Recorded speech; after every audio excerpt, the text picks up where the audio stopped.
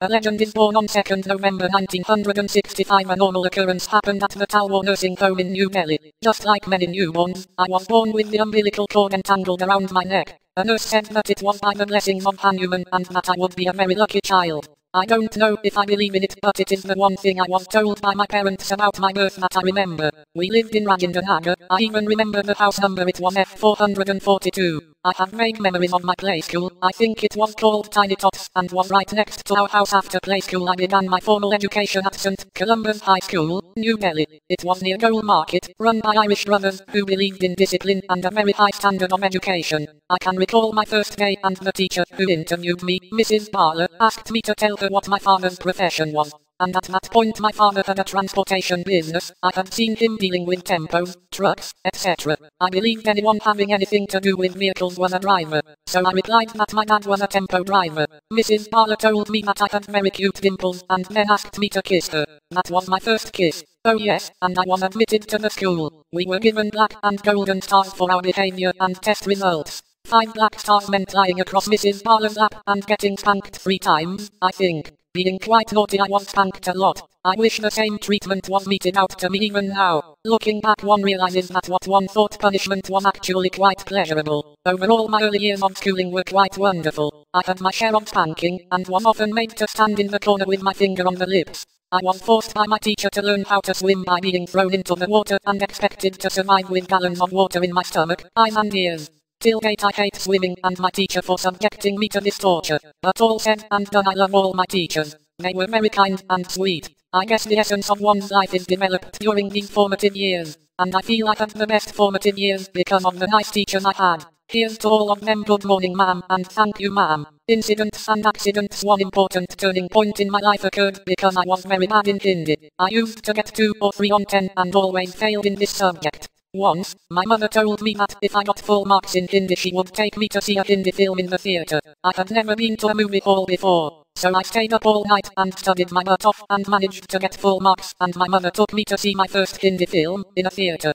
2 things happened because of this incident. 1, I became quite the Hindi pundit and later always did very well in Hindi, and secondly, I got the feel for Hindi films. My command over the language helps me immensely to essay my roles in films today. The moral of the story is, if your mom tells you to study hard, do it. You may just become a film star and your education will help you one hell of a lot. But if your mother is insisting on anthropology or biochemistry or perhaps aromatic therapy, then ignore her. I remember sitting on the wall and blowing flying kisses to the schoolgirls passing by. Once a girl came complaining to my dad, but my father was sure that it could not be me and I was too young. He made the girl wait so that she could see me and realized that it was the neighbor's son who was teasing her and not me. But to my father's embarrassment I walked in without my pants on, and on seeing the girl blew her a flying kiss and told my dad that this was my sweetheart. This was the first and last girl I ever made a pass to. St. Columba's School, St. Columba's School, Shah Rukh Khan SRK at St. Columba's School. Right or wrong, east or west, my school is the best. St. Columba's was a strict disciplinarian school run by Irish brothers. One could not wear the wrong uniform or grow their hair beyond a certain length. Many a times I had to get my hair cut in front of the whole assembly of students early in the morning. The barber used to be from a nearby street side shop who hadn't bathed or brushed his teeth. He was as sorry to be there as I was to be sitting on his uncomfortable chair, and before beginning his hack job, he would ask if I wanted an almond rub or an amitab cut. By the time he was through, I just hoped I didn't look like a porcupine or a pineapple. My hair never recovered from these frequent attacks. This truly is the secret of my hairstyle, if one can call it that. I was quite a good student, though I never studied throughout the year. The only time I studied was the night before the exam, when I wouldn't sleep a wink and go straight for the exam. I did rather well, and this gave me the opportunity to do a whole lot of interesting stuff in school. In school my favorite soccer stars are Socrates, Peel, Maradona and Matthews.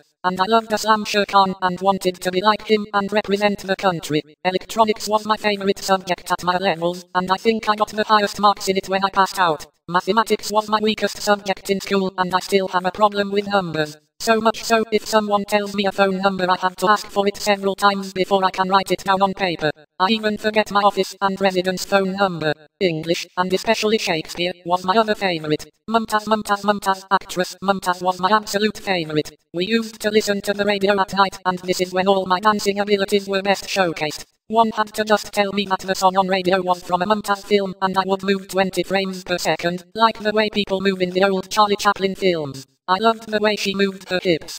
I think nobody in this world can be as beautiful a sight as she used to be. She was sensual, innocent, naughty and very energetic, all at the same time. She was the first personality I mimicked. I loved to walk like her and dance like her. Usually actors have very important personalities and performers as their idols. Mine was Mumtaz. Not to say that she was unimportant or not special. What I mean is that for a guy she was an unconventional role model. To me she was the single most important cause of my tilt towards anything that had vaguely to do with the performing arts. My favorite song used to be from a Shami Kappa film, Brahmachari. Its lyrics still intrigue me. Chak pi chaka, chak main gadi pi nikli up niswari. Anyone who can explain the meaning of chak to me, please send me an email. Shah Rukh Khan biography, part 2. My father Murtaj Mohammed, SRK father Murtaj Mohammed, SRK father. My father, Murtaj Mohammed, was 10 years older to my mother, Fatima, and therefore much older to me. I remember him as a gentle giant, 6'2" tall with typically Pak and good looks, grey eyes and brown hair. But he was very well read and well educated too.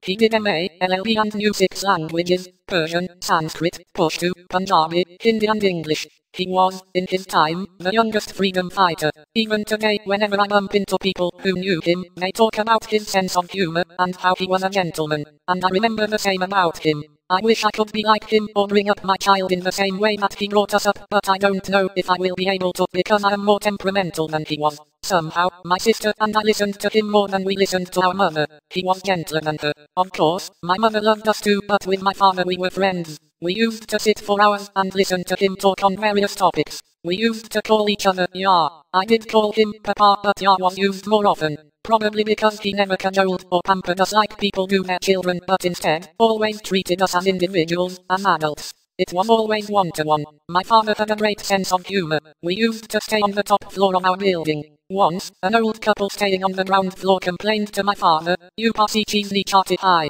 My father laughed at the comment and said, "Newton discovered that long ago." In another incident, I was teasing a South Indian girl next door by blowing up their letterboxes. Her mother came home to complain and my father opened the door. The lady could not speak Hindi well and she said, "Aapka ladka ki ko chenta hi Murray." He replied, "Is she as pretty as you are?" She said, "What?" My father repeated his question. She replied, "Yes." My father said, "Then I don't blame him. If I had met you earlier even I would have been after you." She smiled. Besides his sense of humor, another quality I have imbibed from my father is his passion for reading. My father was a very good human being. I try to imbibe that too. I think I have inherited his goodness, though not to the full extent. The only aspect I didn't inherit was his love for gardening. My father even enjoyed talking to flowers, but I have never done that. Perhaps when I am older, I have definitely inherited my absent-mindedness from my father. I have seen him walk out of the house in just a shirt, shoes, socks, without his pants. He would eat his breakfast in the toilet. He would just forget he was in there. I too forget names. I forget to eat sometimes. But where work is concerned I do not forget anything. My father never screamed or shouted at my sister and me. My mother did that, even fulfilling his quota. He never hit us but scolded us once or twice. Even if he got serious for even a second, it would scare me but after a while he would laugh it off. He once told me, "Shit, I can't even get angry with you."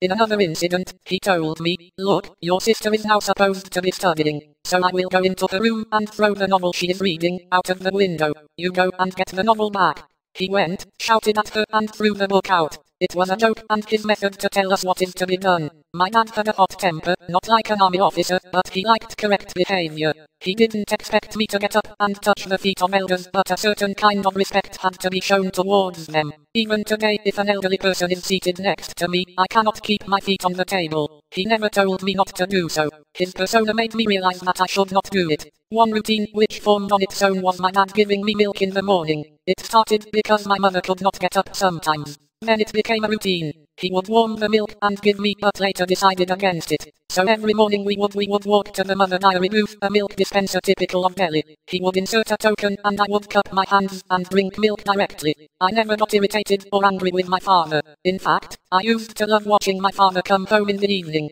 My dog would react to him when he was 15-20 feet away from the house. I would rush down, take his bag, and walk back with him or pick him at the bus stop if he came in a bus or car. Because of my father, every activity in the house, every duty, was transformed into a game. He charged us with the idea that we were doing such and such work because we were having fun. Because of this, I find work fun. That is why, I guess, I'm so energetic. I enjoy small things like sitting and watching a squirrel climb a tree or sleeping on the terrace in the Delhi summers. It becomes a game for me, the best thing that could happen to me that day. At 4 years of age, my father taught me that I alone would have to deal with my screw-ups. I was very naughty in school and in the colony, and I regularly got into trouble. Once, during a game, I threw a rock at a boy called Tara. The rock bounced on the ground, hit his face and broke his teeth. He began bleeding. We were very scared. I had not done it on purpose. The boy's father got drunk in the night and, armed with a knife, came knocking on our door. As soon as my father opened the door, that man began abusing and screaming, "Your son hurt my son.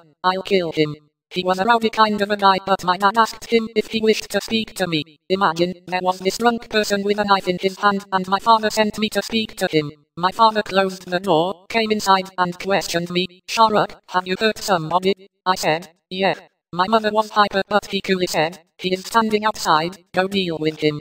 I told Tara's father, "Uncle, I am really sorry. I didn't mean to harm Tara. It just happened." I was literally in tears. Of course he didn't mean to hurt me. My father had that much confidence in human nature, I guess. Dad later opened the door and asked if everything was sorted out. He told that man, "If you have a problem with me, you talk to me. If you have problem with my son, you talk to him." I could have taken my father's stand to mean that he didn't want to stand by me, but I realized that it was his very nice way of teaching me that if I got into trouble, I would have to sort it out myself. My dad taught me that in the long run, honesty always pays. In my school, St. Columba's, whenever we took a day off we had to submit a leave letter or we would get caned. My father never stopped me from doing anything. If I said, "I don't want to go to school today," he would say, "If you don't feel up to it, it's okay." And he would give me a leave letter next day. One day, he called me and said, "Today you go to school and tell your teacher that you don't have any excuse for being absent yesterday." I used to be really scared of Brother Morris, our tall, well-built Irish teacher. When he caned us, it really hurt. I told him, "My father normally gives me the letter, but today he didn't. Not because he did not want to, but he said I had no excuse for not coming yesterday." Brother said, "That's the right attitude. At least you did not lie, you were honest." And he let me go. My father had seen the whole world and had wonderful experiences in his life. He had fought for the freedom of the country, joined Khan Abdul Ghaffar Khan, fought the elections against Maulana Abdul Kalam Azad, and lost. He enjoyed the fact that he had lost even his Zamaat. Perhaps he was happy to lose to a great person. When he was 16 years old, he left his home in Peshawar and walked to Kashmir, India. He studied law in a girls' college in Delhi. He had no place to stay, so he went to the principal, an Englishman, and asked him to let him stay in the hostel. There he was the only guy. It was illegal. He said he pulled it off because he was a charming and decent guy. After college, he did not become a lawyer because he felt he could not be totally honest with himself and others as a lawyer. He was offered many political posts as he was close to the Gandhis, but he did not accept any help. All his other friends became ministers and MLA, but my father used to travel in a bus with his briefcase, though we were well-to-do. He was a very simple man and lived a simple life. My dad dabbled in different businesses. He had a thriving furniture business. Then he was into transportation and had tempos and trucks in Gurgaon. That closed down too as most of his partners cheated him. He was too trusting and honest. This was before I was born, so I don't know much about it. When I was born, he was going through a very low phase. Later, he went into restaurants and hotels. He did everything on his own instead of taking advantage of being a freedom fighter or utilizing his political connections. Young Shah Rukh Khan, he died when I was 15. We went on a holiday, and going for a holiday with my father was not to enjoy your stay in luxurious hotels, sightseeing and eating various delicacies. It means roughing it out. We went to Itanagar and drove in a Jonga, a four-wheeler driven in Pakistan, then to Lahore. From Lahore we sat in really crowded tempo and travelled for hours to Peshawar. We stayed in an uncomfortable hotel as we had not made reservations beforehand. My father wanted to keep us in touch with reality. Even though I was educated in a sophisticated Irish school, I am down to earth. I have read varied books, done my masters and am a star, but I feel in touch with reality. I don't think like a star and feel that I should not meet XYZ people. That has been imbibed from my dad. My mother Shah Rukh Khan, mother Murtaj Mohammed and Fatima SRK parents. My mother, on the other hand, wanted me to have all comforts. She bought me a car, but my dad said, "If you have the money, get it." He always taught me that one should do things on his own. Once I asked him whether I could travel 20 km on cycle. He said, "Why ask me? If you think you can do it, go ahead." When I was your age I climbed MTK2 without asking my parents. He made me realize that material gains are more or less superficial. If you have them, very good, but if you don't have them, then it is not the end of your life. He had seen both sides of the coin. He had been well off and then the business was not good. He could survive, in either a bus or in a Mercedes. He was that kind of a person. My parents never forced anything onto me. They told me, read the Quran if you feel like. Read the Gita and the Bible also. I have read everything. All the religious festivals were to be attended only if I felt like the Eid Namaze. It was never a compulsion that, oh God, I had to go and read the Namaze on Friday. I was very keen to do it. I find a lot of people saying, oh God, it's Rukh today, I'm to go home. It was never like that with me. If it was Eid, it was meant to be an enjoyable day off. I find it very strange when I hear a parent saying, let's have a discussion son on what you are going to be. I think that's very British, pompous and uncalled for. It should happen naturally. I was never asked, which line do you want to get into? I would never do that with my kid. If I said, I want to be an engineer, the reply would be, okay, get into it. I was never forced to handle my father's business. My mother was running it after my father died. Eventually, I never ran the business. I would occasionally run an errand like going to the bank or whatever. We had a big business at that time. It was an oil company. In the film line, he knew Dilip Shah, Motilal and many others. In fact, he knew Anil Kapoor's father very well. He used to tell me, if you want to join films, I will tell SK Kapoor to make you an actor. I remember they were launching Wosart Din at that time and my dad said, if you ever go to Bombay, meet him. I came and met the wrong SK Kapoor. Just recently, SK Kapoor Sir gave me a few photographs of my father. He told us, whatever you do, do it to the best of your capability. That kind of concentration was taught to me. Also, due to the freedom I had as a child, I did not get into any bad habits. Even today, I don't like to be told what to do, what not to do. I think you have to understand your responsibilities. Responsibility cannot be taught. I think taught responsibilities are too formal, too mannered. One should know he will be responsible for himself. Very few people know I used to write what I thought were Urdu couplets. Coming from an Islamic family, everyone around spoke in Urdu. My father would read out bedtime stories in Urdu and sometimes also recite the poems of Ghalib and Iqbal to us. I guess my interest arose in writing such couplets because of this. My father encouraged me to think of couplets and write these poems. He even made a book in which he would pen down all that I recited in his own hand in Urdu. I still have it with me. It is one of my fondest possessions. When he died there was no one to pen down my poems in that book. I didn't really ever learn to write Urdu. I sometimes have friends who can read Urdu read it out to me. I find the couplets and poems very amateurish and childish. But all the same the book, which is known as a diwan in Urdu, is my fondest link with my father. When my father died, I didn't cry. I thought it was heroic. I was one of the pallbearers and thought I had become a little big man. But I felt cheated despite the fact that he had prepared me for his death. Shah Rukh biography, Part 3 Graduation in Economic Honours Hansraj College, New Delhi Hansraj College, New Delhi. After getting so many awards in school I believed that I would get admission in the best college of Delhi. I did not want to continue with science and instead wanted to switch over to economics. That entailed a cut in my percentage and strangely I hadn't scored well in my favourite subject, English. This is one of my life's greatest mysteries because I thought my English paper had been the best. In fact, boys who borrowed my notes on Shakespeare and studied Thomas Hardy from me got higher marks than I did. It was also the first lesson in life I learnt that one cannot be sure or confident about one's best efforts either, as sometimes your best is just not good enough. And that is one truth I live by even today. One should not get disappointed but try harder next time. Anyway, I did not get admitted to the so-called best institute and the principal was rather rude to me when I showed him my awards and certificates. It was my first brush with the realities of the world. You are nobody in the larger scheme of things. The best student of the top school in Delhi was not good enough to be a part of the best college in Delhi. I decided that if I was not going to get the best I would try and make best of what was being offered. I took admission in the first college that accepted me and it happened to be Hansraj College, Delhi University. I also shifted from science to economics. The logic being I wanted my education to be such that I could understand every page of the newspaper. I really enjoyed the supply and demand theory and national income accounting. Also I made sure that the marks I got in my exams were comparable to the highest marks in the so-called best college of Delhi. I continued playing football, hockey and cricket in college. Though I wanted to pursue my interest in sports, my back injury and an arthritis ruptured right knee would not allow me to. This was the time when I also did my first TV series Forgy and Dildaria. Teaching grounds Jamia Millia Islamia, New Delhi. I went on to do my masters from the Mass Communication Research Centre, Jamia Millia Islamia. This course claims to train you in filmmaking and journalism.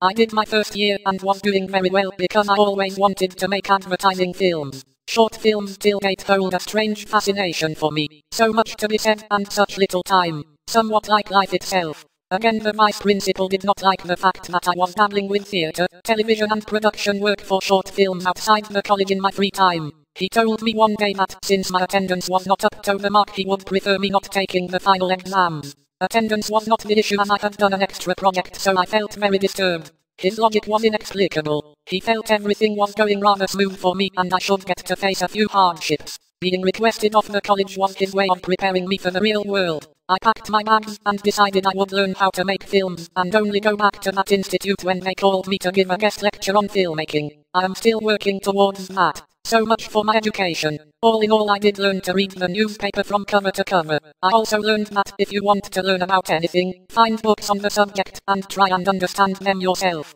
Do not ask others to teach you. If after trying sincerely, you still don't, then ask for help. Also read books on all subjects, even the ones you are not interested in. Education to me means being aware of everything that happens around us. That's all. The beginning Vivid Party Radio. Vivid Party, India's first radio channel. I started showing my inclination towards anything remotely connected with acting at a very early age. I remember we had an old radio, I think it was called a radiogram in those days. It weighed kilos and I still wonder why the modest gram is attached to its name. Television wasn't a way of life then. I am talking about the early 70s, when the refrigerator was not kept in the kitchen but instead held center stage in the living room. Our main source of entertainment used to be this boxy and knobby radio. My parents would put on Vivid Party and sit around it in the evenings to listen to songs and the news. Once the news was over, I usually took over. I loved to dance to the music. My parents would turn up the volume and I would do some really frantic dances. My dance was a cross between the twist, the tango and an acute epileptic fit. Lately I have seen this kind of dance in discos and Ricky Martin videos. Sometimes, when I am alone, I take pride in the fact that I was the inventor of this completely inexplicable set of movements. I used to dance best to any song that I was told was picturized on Mumtaz. Circus TVSRK, still from Circus TV series. Circus was a great experience. I had never traveled so much in my life. We went all over Maharashtra and areas in Goa over a 3-month period. I got to see life in the circus at close quarters. Here was an art form quite akin to mine, and the performers showed the kind of dedication and hard work which one seldom sees in any other workplace. It involved an element of sports, which made me really identify with the whole setup. We would shoot at all odd hours in between the show timings. We would start when the circus packed up at about 10 at night. We would continue shooting throughout the night till 9 in the morning, when the shows would start again. Life in a circus was grueling. It was a common sight to see an 8-year-old kid holding his broken arm and being taken away from practice. Girls would stay separately and boys would be in a different corner of the dera, as the quarters were called. Girls were allowed to leave the premises only once a week, and 3 girls went at a time with a headmistress to buy vegetables. Love stories or love between the performers was a strict no-no, but they still found very interesting ways of having affairs and romances. An item where a girl would balance a little boy and girl in a barrel on her feet was their love letters postal service. The little boy and girl would exchange love notes while inside the drum and carry it back to their quarters at the end of the show. Circus TVSRK2, still from Circus TV series. Also, the bathrooms had a common wall. So a method was devised vis-a-vis the matching couples would end up at the same time on the either side of the wall and whisper sweet nothings to each other. All these wonderful moments under the same roof where the same people enacted death-defying stunts every day. Their main aim in life was to become trapeze artists, that's all. Many died or got maimed in this quest. It was a common sight to see armless janitors working around. They were one-time lion tamers who got their arms bitten off. Now they knew nothing else apart from performing, so they stuck on, doing odd jobs here. Their training started early in life, and by time they grew up the only thing they knew were scary stunts. It is a lot like an actor, once an actor always an actor. I think this is where it set in my heart that I would also pursue my career in the same vein. Not to think of an alternative, just work towards being an actor. I wanted to fly, free as a bird, not bound by any consideration, but the independence of expression. I wanted to be a trapeze artist also. I learnt the maximum acting from my time spent in the circus. Hogayata Kata, Gurgay, Margato Hardsa. If you can pull it off, it's a performance. If not, it was just an accident. Try and do it again and again till one day you die. It was with this training from greats, these lessons in acting and performing from some wonderful co-actors and friends and a lot of energy and hope that I armed myself with, that I decided to work in films. Dilbariya, this serial was based in Punjab. It was a story of a Sikh and Hindu family who are neighbors and best of friends. The strife in relationships occur within this loving atmosphere because of the prevailing tensions in Punjab. The serial was directed by perhaps one of the best directors in our film industry, Mr. Lek Tandon. It was a major learning experience for me. The serial was highly emotional and required a lot of crying and heartfelt emotional acting. It became quite an exercise for me to relate to absolutely basic Indian emotions coming from a rather westernized school of acting. Mr. Tandon, or Lekji, as I call him, really helped me a lot to just get over the inhibitions and relate to a louder set of emotions and overall acting style which was required for the role. 40 SRK 40 TV series 1988. 40 was based on a set of young Jawans and their personal relationships and problems in the army. Its main thrust was youth. The colonel himself was a very jovial and fun-loving person. He did not believe that army should be shown as a serious outfit of angry soldiers fighting. He wanted everyone to identify with the characters and feel that anyone could be a part of the army. He wanted to portray a side which would inspire people to join the army and think of fighting for the country a matter of honor without getting alienated from reality. He was quite a visionary, I think. He managed to create a young, upbeat atmosphere around the entire army backdrop. Nobody since then has been able to capture that kind of mix between youth and the army. I think that in essence this was also the reason for my rise to popularity. I was amazed at the way people started recognizing me on the streets. At that time I had just joined college and honestly it was quite a thrill to have become a sort of a celebrity.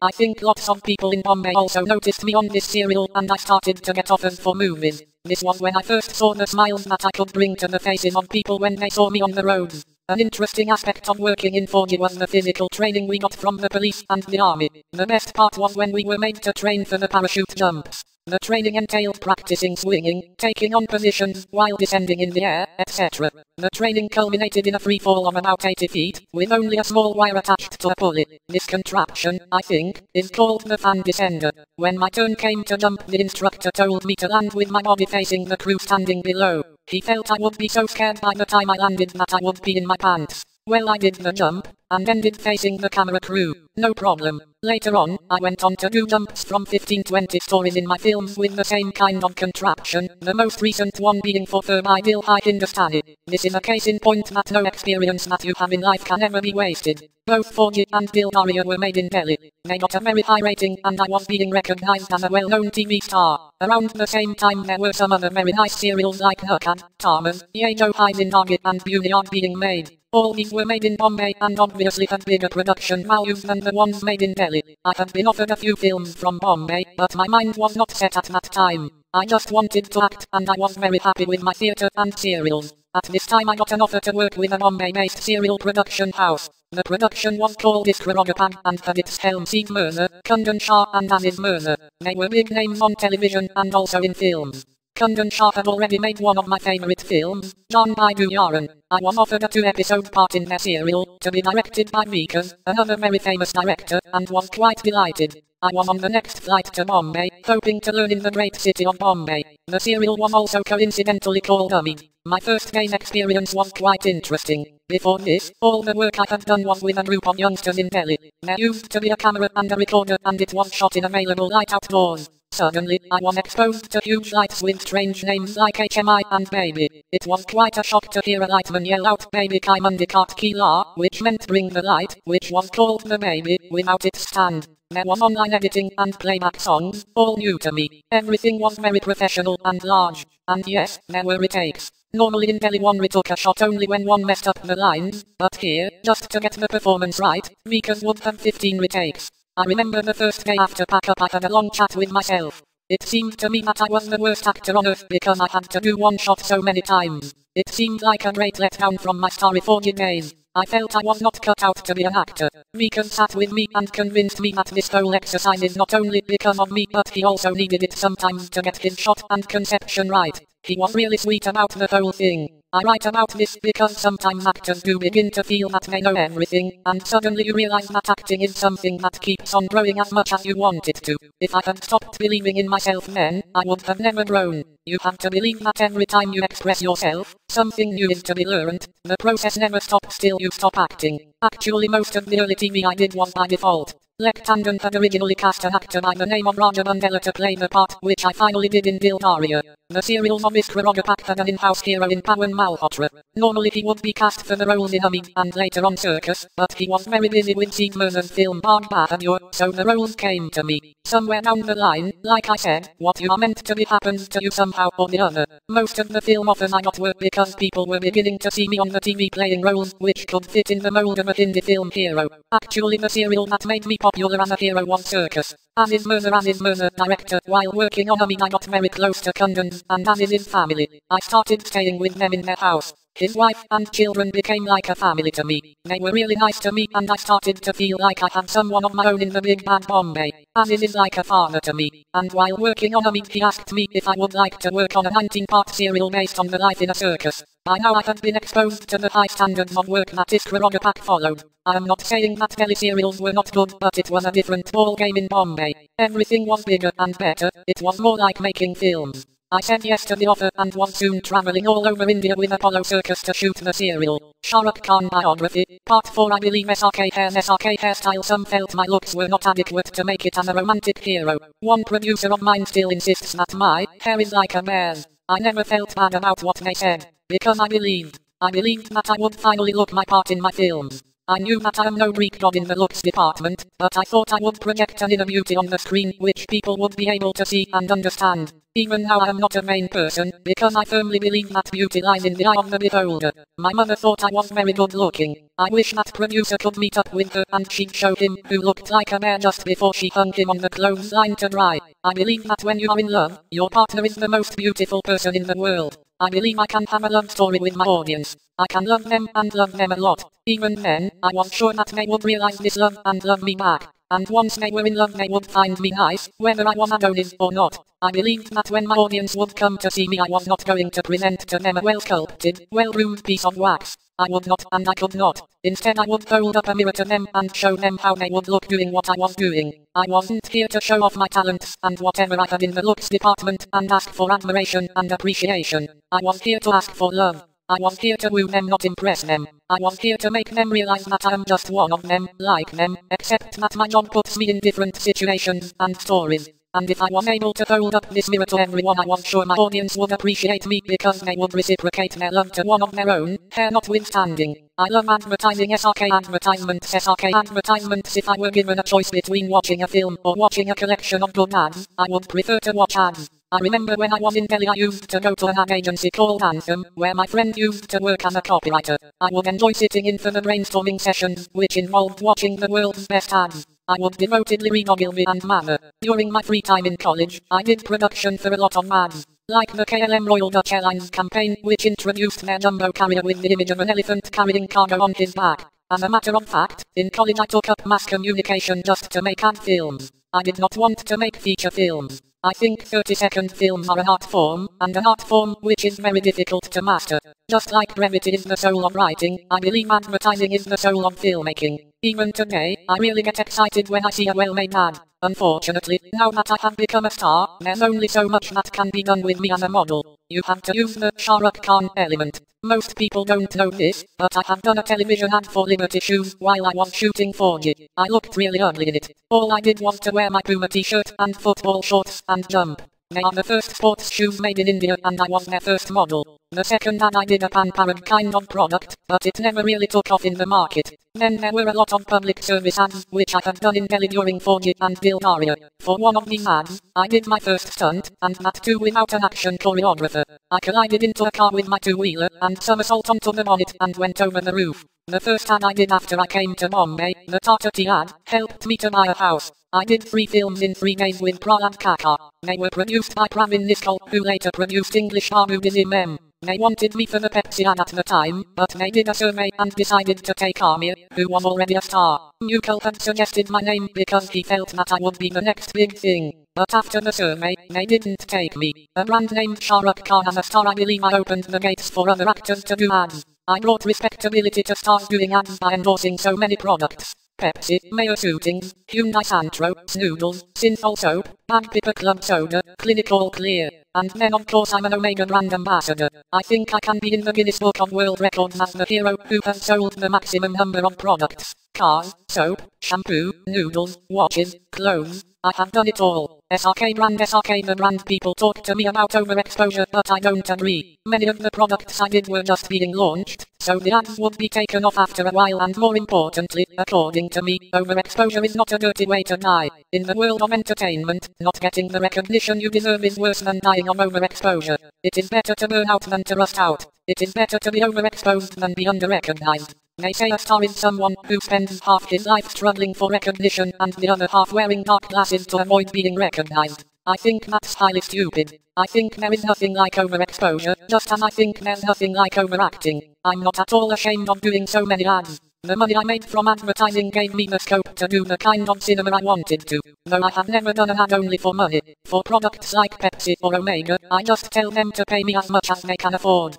Maybe they pay me less than the other film star models. I don't want to know what XYZ is getting paid. I enjoy the product because my name is attached to it. I take great pride in the fact that I have done the maximum number of Pepsi films perhaps in the world. One model doing 4 different series of Pepsi commercials is quite a big achievement. And India is the country where Pepsi sells the most. I am very proud of the fact that I am attached to this product. It is my product. Ad philosophy: I do try to test a product before I decide to endorse it. But of course, I test a product only up to the level that an average person can do it. Like, I know Omega is a great product. Pepsi is a great drink. I drink it all the time. In the Indian market, Clinical Clear is better than the others. I may not travel in a Hyundai Santro because of security reasons, but if somebody were to ask me about the car, I would say it's a good car because I have driven it. I don't do alcohol ads because parents call me up and request me not to do it, though I personally don't think there's anything wrong in advertising alcohol. I don't do cigarettes because my wife and my close friends tell me not to do it. Ads have allowed me to do the kind of cinema I wanted to do. I am proud of all the ads and products that I have done, and I always wish from the bottom of my heart that the product I touch gets a fillip. Though I tell all of the advertisers that finally the product has to sell on its own strength. But I have good wishes for the product that signs me on. And I have done it with a good-heartedness. It's never been only for the money, and I am loyal to the product mainly because I feel that if they believe in me then I should believe in them. It actually makes no difference not to have Coke or not to drive a Maruti car. But I make sure that in my films, if a car has to be shown it should be a Hyundai, and if a watch has to be shown then it should be an Omega. I do these things without them asking me to. Pepsi wrote me a letter of thanks because in one I said Pepsi was my favorite drink. I do it because I feel attached to the product. And if they can gain even one more customer then it would be really nice. And besides, they pay me a lot of money. Some brands endorse my SRK, my favorites. I have done a total of around 25 ad campaigns out of which 5-6 were quite good. The Pepsi dog film was very good. The Pepsi film with Sachin was also tremendous. The Hyundai concept was very good when it was started, but it was a 5-film concept, which was later reduced to 2 films. Omega is nice because it is very simple. It's an international style ad. I'm told the sales have increased a lot after I did the ad, and hearing that makes me feel really proud. Shah Rukh biography, part 5 Arc Lights. When I set up Dreams Unlimited, the logic was to start a company where everybody was well fed, got their money and were self-reliant. The idea behind Arc Lights was to have an equipment unit which would back up Dreams Unlimited. We saw things in perspective. The only way you can make a film without compromising is to make a film cheap. The simplest way to make a cheap film is to have a back-end equipment company. So that's Arc Lights. And how will Arc Lights run? We will earn our equipment cost within 3 or 4 hirings, and by the 3rd film we will have no equipment costs. So that film will be cheaper. It will not be much cheaper, but will at least save a crore of rupees on a 7 crore budget. And then some of the set props we make can be used again. And everything is back-end. We don't spend 35 lakhs on the publicity, we spend 25 lakhs and own the unit. Today if I buy publicity equipment, it will cost me 25 lakhs. But now that I have made the investment, I will have that equipment free to make the next film. So slowly there will come a time when I won't have to spend any money on too many things. Going digital internet is a medium which is there for the taking right now, like television was at one point. I want to know when that medium happens. This time I won't let go of the opportunity, like I did with television. I have a camera and filmmaking equipment. Tomorrow, if I'm not making a film for 20 days and if this medium catches on, then I may make a 10-minute film for this medium. All the companies are finally going to tie up. So then the entire unit may finally turn out to be self-reliant and mutually beneficial if all my partners think alike. It is not just about making the internet company successful. At the back end in software, which comes from the creative team at Dreams Unlimited. For the equipment we have Arc Lights. So all 3 should be interdependent, which I believe is the correct model to have. I see a huge studio with post-production facility on one floor and equipment storage on one floor and the office of the creative on top. So when you come in, you get the three mediums under one roof. And if that company can be a 5-star hotel with a multiplex inside and 3 floors of office, it would be great. And that, without being pompous, is the dream behind SRK World. Movies by Dreams Unlimited. Dreams Unlimited. The logic of Dreams Unlimited is not to make money but to make different films and to make sure not to lose money. We should not have to sell our houses to run the company. So when I decided to join hands with Aziz and Juhai for Dreams Unlimited, I was very clear that the company should be self-reliant. I was not aiming to be the biggest film producer in the world, but I wanted that we should be able to make our kind of films without being dependent on producers who were not like-minded. Our first film, Fir by Dil Hai Hindustani, was not as successful as we would have liked it to be, but the publicity has made us a name in the market within a year. Today, if I ask you what is the name of Sunny Deol's production company, you would probably not recall My Guitar Arts. But everyone knows Dreams Unlimited. TV KBC for SRK. Since I entered films through television, I do have a soft corner for the medium. A few years ago, I was trying so hard to convince all my friends to get a head start in television, but no one thought it was a good idea. In fact, I had spoken of doing a game show, but everyone around told me that people won't accept a big screen star who appears on the small screen.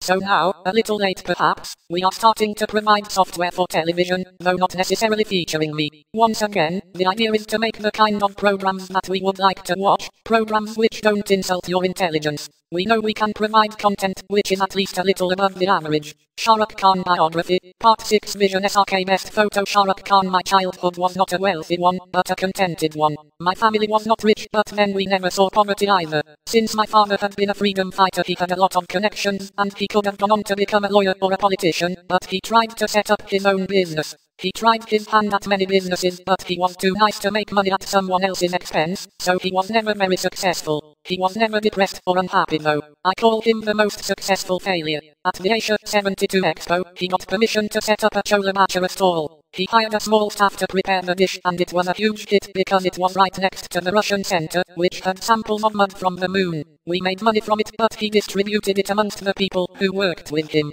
Then, he had a transport business, but his partner cheated him. He had a refinery business. He also had a huge furniture business. My mother felt that he was too nice a man. He couldn't take advantage of people. He would just give out money. At one point he used to also run the canteen at the NSD. To date, actors like Mr. Raj Babar and others owe him some money. That's the way he lived, and that's the nature I have too. But I also saw my mother suffer because of his niceness. I realized when my mother died that there is a reasonable essential quality about money. Since then I have always remembered one thing. You should do business to the extent that you have a position of choice. You get that position of choice when you fulfill your basic needs. It should not be that you don't marry because you don't have enough money. That is my basic line of thought when it comes to business. Even when I price myself, I don't go according to my stardom or the market rate. My price is based on how much I require. There are a lot of times when I have been underpaid because of this attitude, and there are a lot of times when I have been overpaid too. Secondly, at heart I'm a retailer. It should never be that you have to sell your personal belongings to make the business run. It should pay for itself. This is the basic premise of a retailer. If you open a shop, it should pay for the electricity bill, the water tax, and the staff salary at least. It may not make crores, but it should be self-sufficient. Also, I believe that you should not take interest money. I believe in the Islamic principle that you should not take money if you don't deserve it. You should work for it. I don't dabble in shares. Nor do I dabble in speculation, lottery, gambling. I know it's an old-fashioned thought, but I believe that money is no good money. I don't think I deserve it unless I have wrestled for it, boxed for it, run for it, made a painting for it. I like that money. These 4 principles cover my business philosophy. You should work for it. You should not lose money in any business. You should make enough money so that you are in a position of choice. And finally, if you start a business employing a lot of people, the end result, regardless of whether it made money or not, should be that all those people involved should be happy that they gave it a shot. Many people say creative artists should not do business, but I don't do business at that level. Then again, a lot of people tell me I'm a very good businessman, but that's not true either. I believe in simplicity and clarity in business. I believe in honesty and quick decision, and I am ready to give more than what you expect from me. But what you promise should be delivered, otherwise I feel cheated because I invariably give in more than what was negotiated for, whether it's a film, an ad, a TV serial, or the production of a film. Also, it should have some newness to it. It should not be the done path. I have never taken amazing big risks in business, as I have done in my career, which also became a business at one time. it should be a little bit different from what others are doing. If I find that everyone is opening a toy store, I would like to open a toy store with one special toy which nobody has. One of the greatest gifts of God to me is that I have never felt a lack of money. God has given me a lot of things: name, talent, fame, looks, success, but the one aspect he has given me for which I am most grateful is that I have never had to ask for money. Even in my growing years, I remember I once told my mother, "Mom, can I have a car?" Not knowing whether she could afford one, but the next day she would tell me, "You know, Shah Rukh." While going through the accounts I realized that an FD is lying with me. And from that money I would find a car standing outside the door. When I wanted to buy a flat, Rat and Jane gave me check of 7 lakh rupees. When I wanted to buy a bungalow, stock prices suddenly shot up so much that I had the money to buy the bungalow. When I couldn't afford a Pajero, the dealer gave it to me at half the cost. It has always been like that. If I have wanted something, it has always come to me. That's why I never wish for material things. Maybe God has said that he will grant my wish only 48 times in his lifetime, so I don't want it to run out. I have not been greedy for wrong things. But in a different context, I think greed is the mainstay of life. I believe that you should have greed for knowledge, for money so that you can have choice, greed for love. Greed is the core of mankind's existence. Greed is what makes me what I am. I am greedy for doing more than what I am doing. I am greedy for more money too. I have enough money right now, but I will never let go of a chance to make money. Opportunity knocks only once. And if you don't let her in, she walks past and knocks on the other door. Opportunity is like a lady. Dad used to say, "Waqt ki choti aaj khoti." Opportunity is like a woman and her braid is in the front, so if you let her pass you can't catch hold of her. You have to hold her when she is facing you. So I believe in initiative and in striking when the iron is hot. Before me, no actors and actresses used to do ads. Friends of mine like Anil Kapoor and Juha used to say I was stupid. I take the credit for bringing honor to stars doing advertising. Now every star is doing it. No medium is too small for me. I will dance at weddings. I will dance on the street, on stage, on TV today. Amitabh Bachchan is the biggest star, thanks to the small screen. I did ads because I need the money, and I find nothing wrong in having money. It is a proud moment for me when I earn money through my work. With the money I earn at weddings, I get the choice of not doing a film I don't want to do.